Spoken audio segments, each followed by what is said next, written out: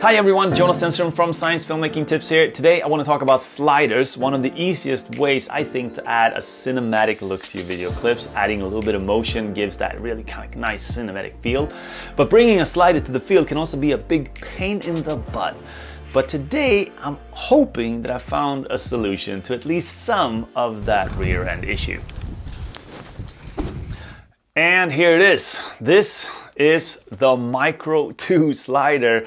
This thing is only a little bit bigger than my head, but this thing has actually turned out to become a little bit of a game changer for me. Let me tell you why. It weighs in at about 1.2 kilograms and has a max load of 5 kilograms, which is 11 pounds.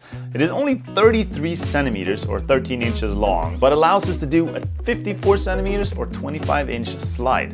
And trust me, I know that if you are a one-man crew and wanting to travel light, the slider is usually the first thing to get thrown out of the bag to cut weight and space. All right, so here are two of the sliders that I've used in the past. I'm not gonna mention any names because I don't like to throw any dirt. Both of these ones have been really useful for me at times.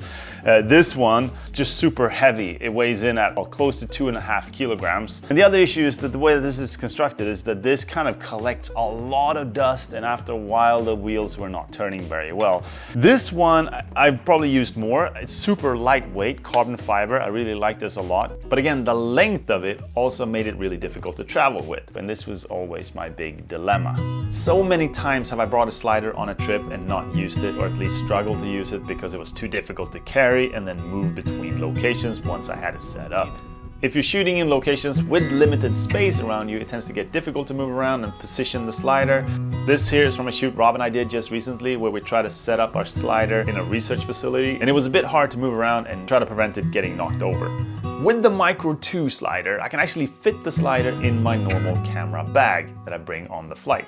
And as far as I know, and so far, I can't see any reasons why any airline would have any issues with it as a carry-on. And the other option is, of course, to just throw it in the check-in luggage and it doesn't take up too much space. And all of a sudden, I don't even have to think twice about bringing the slider when I head out, no matter what I do. Like these occasions, for example. Right now I'm walking my son, he's asleep in the stroller behind me, and I still have the full kit with me to get some cinematic B-roll shots for a video that I'm working on. This thing I can literally put in the side compartment of the stroller, which is ridiculous. So here are a few things that I really like about it. First, it has an extra stand that allows me to rest it on the ground and just pull these little legs out, but it's also really easy to detach if you don't plan to use it. With this stand on, I can pop the slider with camera and everything off the tripod with this quick release, and then put it back on again when I want to use the tripod.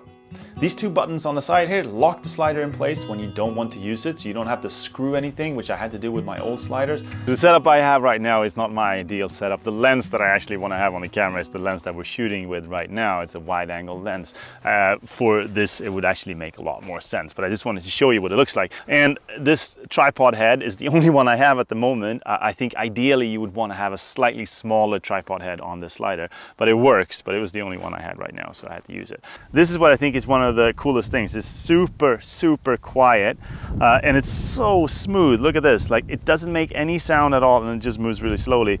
And if I just angle it like this, I have it at a slight angle, it actually moves itself with gravity. It's not motorized in any way, and this is just gravity doing its thing. The belt here moves the unit, and as it moves, these kind of brushes here on the sides, or sponges on both sides, clean the sliding parts from dust and all kinds of stuff. So that will keep the slider clean, at least to a certain level. Am I worried that this slider is going to collect dust and stuff when I'm out in the field shooting, when there's sand and stuff flying in the air? Yes, I am, absolutely. So I will try at least to treat this one a little bit more cautiously than I have with my oldest sliders. But so far, I haven't had any issues, and these little sponges or brushes here are doing a really good job so far. One argument that many might have is that there may not be a need for a slider anymore because of the explosion of cheaper motorized gimbals, but I definitely disagree. Gimbals have limitations that an easy-to-use slider can definitely do better.